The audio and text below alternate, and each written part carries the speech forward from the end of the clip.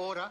I'm calling the Honourable Leanne Dalzell. I'm happy to rise and speak to the second reading of the Regulatory Reform Bill and in conjunction with the Regulatory Reform Repeals Bill. I thought it was interesting that the Minister commented that in fact it was the Business Committee that agreed to the Cognate Bill process as if it were something that had been his jolly good idea that he'd taken there. But actually I'd like to refer to the commentary from the Commerce Select Committee and share this part of that with you.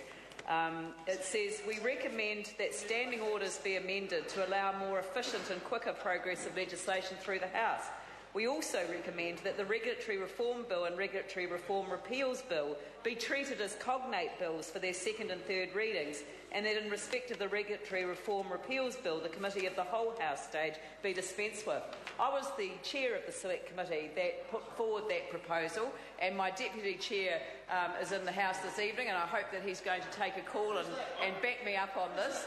I've got quite a lot to say actually. But Presenter Sam Lotoinga was my Deputy Chair at the time, and I know that he will back me up on that because we felt quite strongly that we were actually quite disappointed with the advice that we received about how these two bills had been introduced to the House as two separate bills with two separate first readings, and the way that we could see things proceeding was then back to the House and then dealing with them as two separate bills again. There was a lot of wasted time, and it almost felt as if Mr Rodney Hyde knew that he was going to be not returning to this place and had to have two speeches in those dying days of the previous government. So, but I just want to make the point about why we were disappointed about why the two bills were not introduced under the same standing order.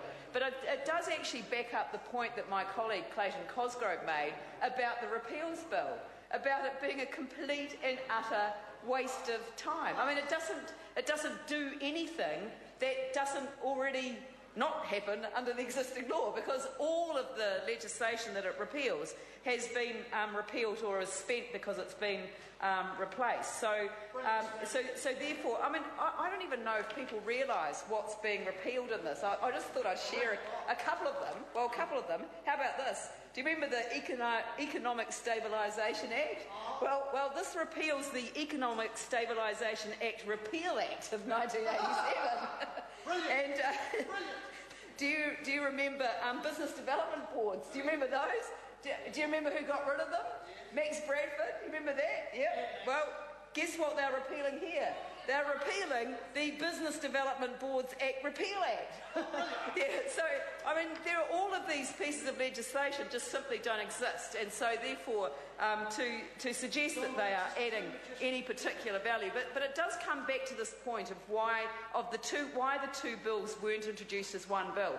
Now, the advice that had been given to the Minister at the time, and the Select Committee, to be frank, did not agree with this advice, but this is what the Minister had been told, that because the Regulatory Reform Bill aimed to reduce compliance costs and the regulatory burden on business, the bill was introduced under Standing Order 259A, which allows the introduction of an omnibus bill to amend more than one act if the amendments deal with an interrelated topic that can be regarded as implementing a single broad policy.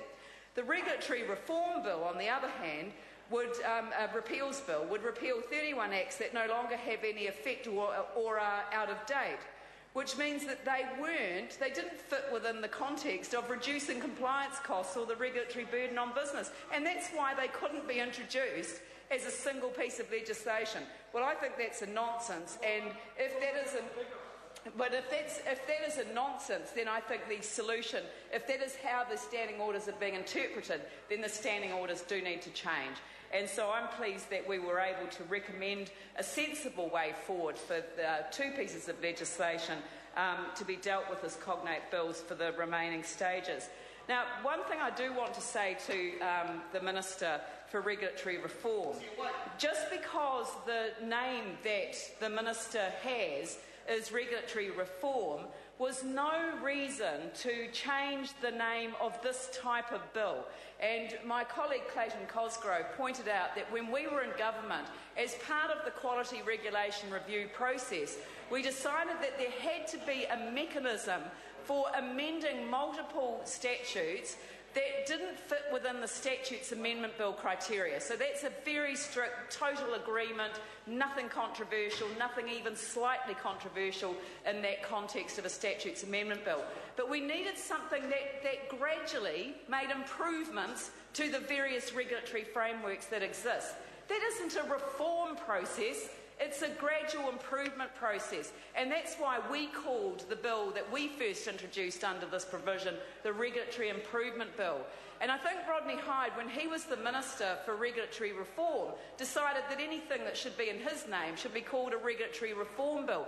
But it's a nonsense to suggest that this is a reform. And I think we've heard from the Honourable Clayton Cosgrove a very good reason why you wouldn't describe this bill as representing any form of regulatory reform in the true sense of that word. The whole idea of making incremental improvements to regulatory frameworks within a single bill is actually a very positive one, and it's one that was promoted from this side of the House, which is why I found it really unfortunate that the Minister, who I remember welcoming me to this House back in 1990 by telling me to get out from under the rock that I'd crawled out of, or under, or words to a similar effect. And now I feel equally hurt at the suggestion that we did nothing to improve the regulatory frameworks for business, because in fact we focused an enormous amount of attention on getting that framework right, and this process was one of the outcomes